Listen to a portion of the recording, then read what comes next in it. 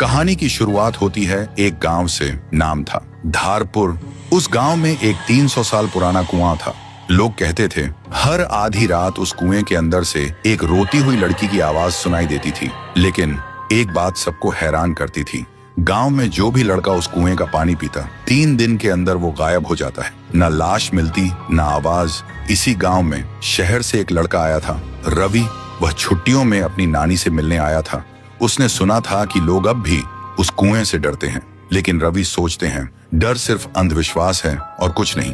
एक दिन धूप में घूमते हुए रवि को प्यास लगी और बिना किसी से पूछे वो सीधा उस श्रापित कुएं से पानी पीने चला गया। जैसे ही रवि ने कुएं में झांका, उसकी आंखों के सामने कुछ सुनहरा चमका और पानी में एक लड़की का चेहरा दिखाई दिया, रोता हुआ, आंसुओं से भरा हुआ। रवि घबरा गया और तुरंत वहां से भाग गया। उस रात उसे नींद नहीं आई। हर वक्त लगता कोई उसे देख रहा है और बुला रहा है। अब उसे भी डर लगने लगा था।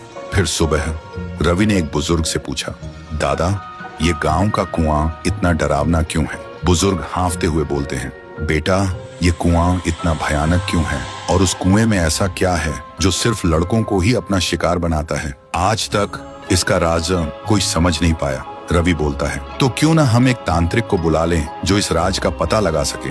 फिर गांव के सभी लोग इकट्ठा होते हैं और एक तांत्रिक को भी बुलाया गया था। तांत्रिक आंखें बंद करता है और कांपते हुए कहता है, ये तो बहुत ही भयानक है। कुएं के अंदर जो भी है वो मेरे बस के बाहर है। और वो तांत्रिक तुरंत गांव छोड़ के चला जाता है।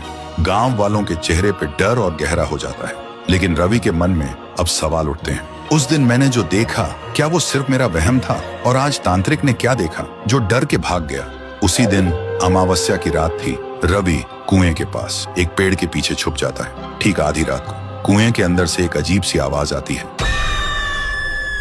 और तभी कुएं के अंदर से एक लड़की बाहर निकलती है। वो डरावनी थी, लेकिन उसकी आंखों में सिर्फ दर्द था। थोड़ी देर बाद एक लड़का बाइक लेकर गांव से गुजरता है। वो लड़की अचानक उसके सामने आ जाती है। लड़का तुरंत ब्रेक लगाता है, लेकिन कुछ ही पल में वो उसे गायब कर देती है।